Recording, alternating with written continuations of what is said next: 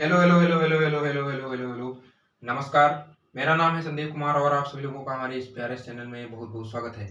आज हम लोग क्लास 10 मैथमेटिक्स का आपका प्रतिस्थापन विधि इसके ऊपर बात करने वाले हैं और प्रतिस्थापन विधि से हम लोग समीकरण को कैसे सॉल्व कर सकते हैं उसके ऊपर बात करेंगे। लेकिन प्रतिस्थापन विधि से या किसी भी विधि से समीकरण सॉल्व करने के लिए कंडीशन होती है कि उस समीकरण के हल होने चाहिए। अगर उस समीकरण का कोई हल नहीं है तो हम उस समीकरण के सॉल्यूशन या उसके जो है रूट्स हम लोग फाइंड नहीं कर पाएंगे, या एक्स वाई की जो उसमें वैल्यू निकलती है उसको हम लोग फाइंड नहीं कर पाएंगे।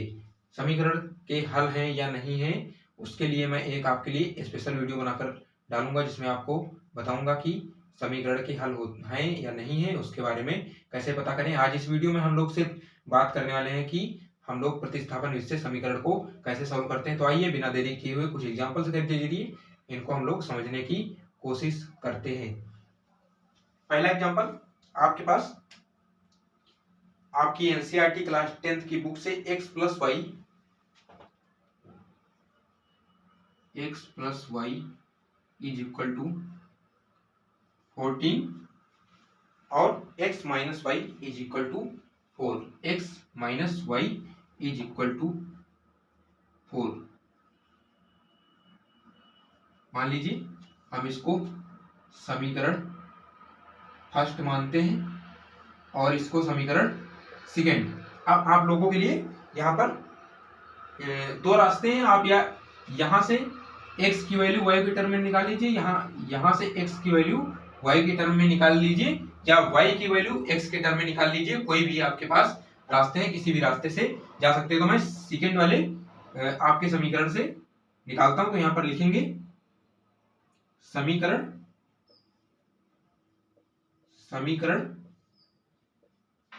दो से यहां से हम लोग वैल्यू निकालेंगे, x की निकाल लेते हैं।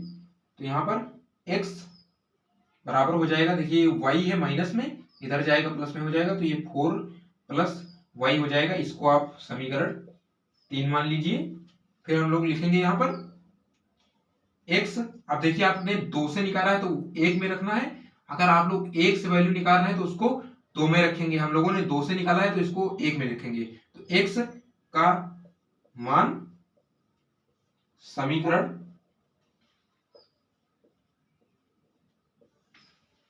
फर्स्ट या 1 में रखने पर, अब रखने पर क्या होता है ये हम लोग देखते हैं। तो आप लोग x की यहाँ x के स्थान पर इस जगह पर आप लोगों को ये वाली वैल्यू रखनी है। तो देखिए 4 प्लस वाई और प्लस वाई हमारी ये वाली है ही, तो 4 प्लस वाई और फिर plus y is equal to 14। यहाँ पर देखिए वाई वाई जुड़कर 2y हो जाएंगी। ये 4 इधर प्लस का इधर जाएगा माइनस में, और 14 से 4 माइनस करिए 10 बचेगा। आप लोग इतनी कैलकुलेशन तो कर ही सकते हैं। तो यहाँ से y का मान निकल कर आएगा हमारा 5।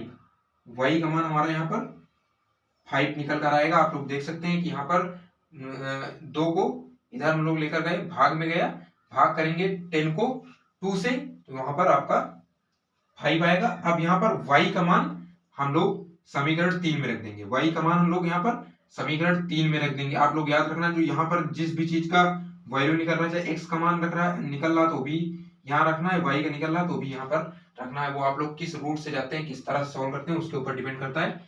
इधर मैं बताता हूँ आपको, इधर बताता हूँ।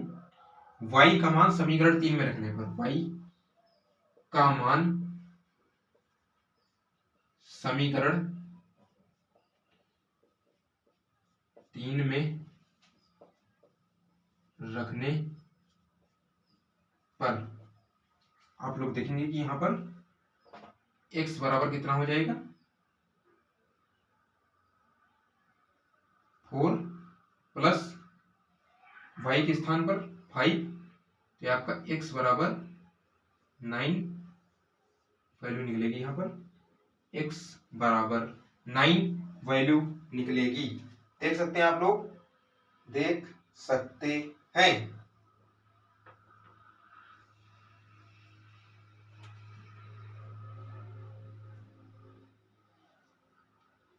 देखिए देखिए देखिए, फटाफट फटाफट अपना अपना आंसर मैच करके देखिए।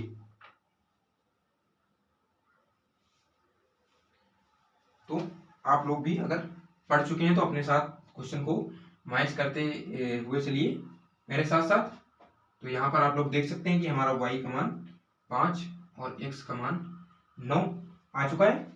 ये आपका पहला एग्जाम्पल था, आप लोग इसको नोट कर सकते हैं अगर करना चाहें। अगर आप लोग मैं जैसे यहाँ पर लैंग्वेज यूज कर रहा हूँ समीकरण 2 से x का मान समीकरण 1 में रखने पर इस तरह से अगर आप लोग यूज करेंगे तो एग्जामिनर अगर आपका कॉपी चेक करेगा तो वो आपको हो सकता है उसको अच्छा लगे तो आपको नंबर वहां पर मिलने की काफी ज्यादा चांस होती है। अगर आपने कहीं कैलकुलेशन अच्छी कर दी तब भी देखा बहुत बढ़िया लैंग्वेज का यूज किया, हो सकता है बिना देखे ही नंबर दे दे, कई बार ऐसा होता भी है।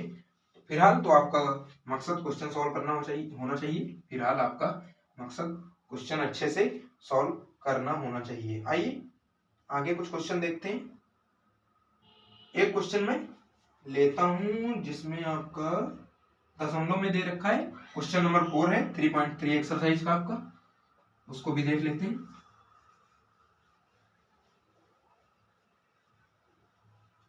मैं आपको यहाँ पर प्रतिस्थापन विधि बताऊंगा एकदम, जिससे आपको क्लियर हो जाए। मैंने यहाँ पर अभी समीकरण 2 से इस बार x का मान निकाला था, अभी हम y का मान निकाल कर देखते हैं। एक बार y का मान पुट करते हैं, क्वेश्चन देख लेते हैं पहले। 0.2x प्लस 0.3y,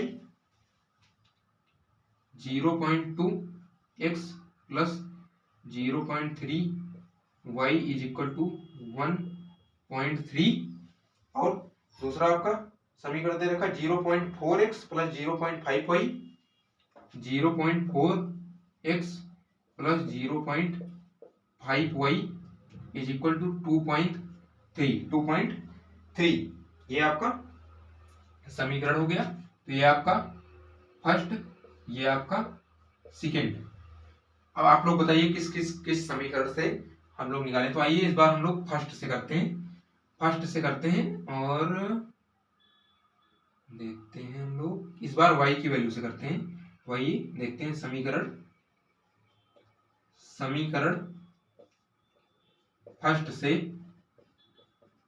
यहाँ पर अब हम लोग y की वैल्यू निकालेंगे इस बार। अगली बार हमने x की वैल्यू से की थी, इस बार y की वैल्यू निकाल कर आपको दिखाता हूँ। तो यहाँ पर 0.3y is equal to 1.3 minus 0.2x होगा। y की वैल्यू यहाँ से निकलेगी 1.3 माइनस 0.2x अपान 0.3।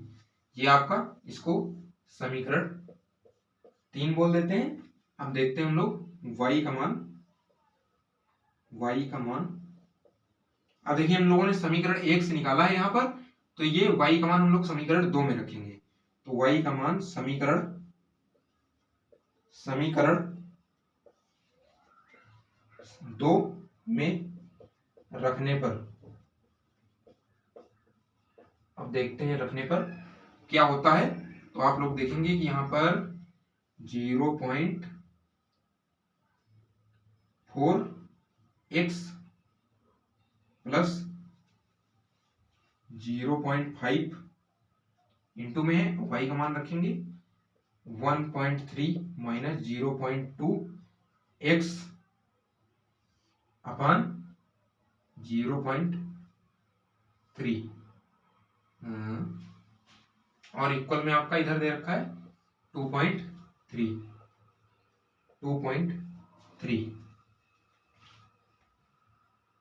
इतना आप लोगों ने क्या होगा आगे देखते हैं, आगे बढ़ते हैं हम लोग। इस साइड में आपको दिखाता हूं इसको करके। 0.4x सेम रहेगा प्लस, आप देखिए यहां पर कुछ भी कैंसिल नहीं होने वाला है, इंटू करते हैं हम लोग। तो 13×25 = 65 होता है। तो ये आपका हो जाएगा 0.65, ये होगा ना। इंटू करके देख लेते हैं ताकि कोई कैलकुलेशन मिस्टेक ना हो। 1.3 है और ये 0.5, 15 5 6 दो पहले पॉइंट ठीक है आपका। आगे देखते हैं हम लोग, माइनस 5 दूनी 10 हो जाएगा, तो 0.1 आएगा, 0.10 भी लिख सकते हैं आप लोग, 0.10, और ये x, 0.10x, और अपान में आपका इधर आएगा 0.3, ये आएगा आपका 0.3 इज इक्वल टू, मैं इधर लिख रहा हूँ 2.3 आपका वही चलेगा। अब ये 0.4, ये 4 3 12 हो जाएगा, 0.12 x आएगा ये, प्लस 0.65 माइनस 0.110 है 10x, और ये 0.3 इधर आएगा, इंटू करेगा इससे, डिवाइड में उधर इधर इंटू करेगा, तो इसको भी देख लेते हैं हम लोग इंटू करके एक बार। 2.3 0.3 इंटू करो, ये 9 हो जाएगा, ये 6 हो जाएगा, दो पहले पॉइंट, तो ये 0.69 ये हो गया आपका। अभी माइनस हम लोग इसको सिंप्लीफाई करते हैं, आगे देखते हैं। तो यहाँ पर 0.2x बचेगा, इधर माइनस होगा, और फिर अगर इधर इसको माइनस करें तो ये आपका 0.4 बचेगा, 0.4।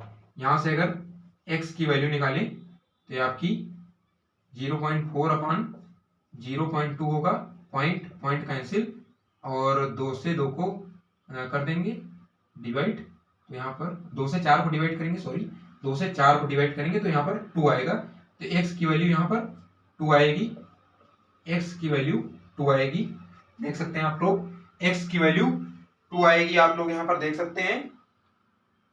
अब इसका मान आप लोग x का मान आप लोग समीकरण 3 में रखेंगे, रखकर देखिए y का मान निकालिए, रखकर देखिए और y का मान निकालिए, निकालिए निकालिए निकालिए, आप लोग भी थोड़ा प्रैक्टिस करके देखिए, समझ में आ रहा है कि नहीं, समझ में आ रहा है कि नहीं, प्रैक्टिस करके देखिए तभी पता चलेगा। देखिए देखिए देखिए देखिए, तो अब हम लोग x का मान समीकरण 3 में रखते हैं, x का मान समीकरण 3 में रखने पर अब हम लोग लिखते हैं, तो यहाँ पर y is equal to 1.3 minus 0.2 into x है तो 2 हो जाएगा, अपान में 0.3, तो ये आप लोग देखिए y is equal to 1.3 minus ये 4 हो जाएगा, 0.4 अपान 0.3, इसको माइनस कीजिए तो यहाँ पर आएगा आपका y is equal to 0.9 upon 0.3, point point फिर कैंसिल, और 3 से 9 को काटेंगे तो यहाँ पर 3 आएगा, तो यहाँ y का मान 3 निकल आया, y का मान 3 निकल आया। मैं यहाँ पर कहीं पर साफ साफ लिख देता हूँ, x इज इक्वल टू 2 आया है, y इज इक्वल टू 3 आया है। ये आपका सेकेंड क्वेश्चन था, सेकेंड। तो हम लोगों ने यहाँ पर 2 क्वेश्चनों के जरिए ये समझने की कोशिश की कि प्रतिस्थापन विधि को हम लोग कैसे सॉल्व कर सकते हैं, उसका हल कैसे निकाल सकते हैं, बशर्ते समीकरण का वहां पर हल होना चाहिए। ऐसा ना हो कि समीकरण का हल ही ना हो कोई और आप लोग जुट जाएं उसको निकालने में, बैल की तरह मेहनत करते रहें और उसका कोई हल ही ना निकले। तो ऐसी स्थिति में आप लोगों को उसको सॉल्व नहीं करना है। अगर उसके हल हमारे पास हैं तो हम लोग उसको इस तरीके से सॉल्व कर सकते हैं। इसीलिए मैंने ऐसे क्वेश्चंस लिए हैं जिनके हल वहां पर अवेलेबल हैं। मैंने एक्स वाई दोनों की वैल्यू आपको दोनों तरीके से निकाल कर दिखा दी, समीकरण 1 के जरिए, 2 के जरिए, एक बार x का मान पहले निकाला, एक बार y का मान पहले निकाल को आपको दिखाया। तो इस तरीके से आप लोग समझ सकते हैं कि प्रतिस्थापन विधि को हम लोग कैसे सॉल्व करते हैं। नेक्स्ट वीडियो में हम लोग सीखेंगे कि विलोपन विधि को हम लोग कैसे सॉल्व करते हैं। तब तक हमारे साथ जुड़े रहें, खूब मन लगाकर पढ़ाई करते रहें। जय हिंद।